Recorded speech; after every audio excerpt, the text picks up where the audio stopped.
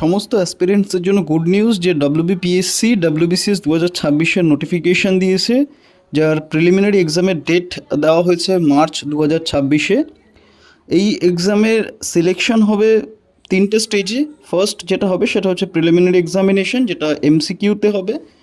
এরপরে men's written হবে, যেটা ডেসক্রিপটিভ এবং এমসিকিউ দু ধরনের, এবং তার সঙ্গে সঙ্গে হবে হচ্ছে পার্সোনালিটি টেস্ট।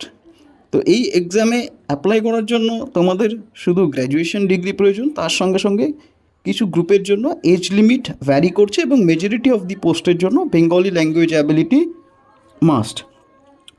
অনলাইন অ্যাপ্লিকেশন শুরু হচ্ছে 18ই নভেম্বর থেকে, এবং সেটি চলবে 9ই ডিসেম্বর অবধি। 12ই ডিসেম্বর এডিট উইন্ডো ওপেন হবে, যেটা বন্ধ হবে 18ই ডিসেম্বর। গুরুত্বপূর্ণ বিষয় হচ্ছে জেনারেল ক্যাটাগরির জন্য ফিজ রাখা হয়েছে 210 টাকা, তার সঙ্গে কিছু এক্সট্রা চার্জেস আছে।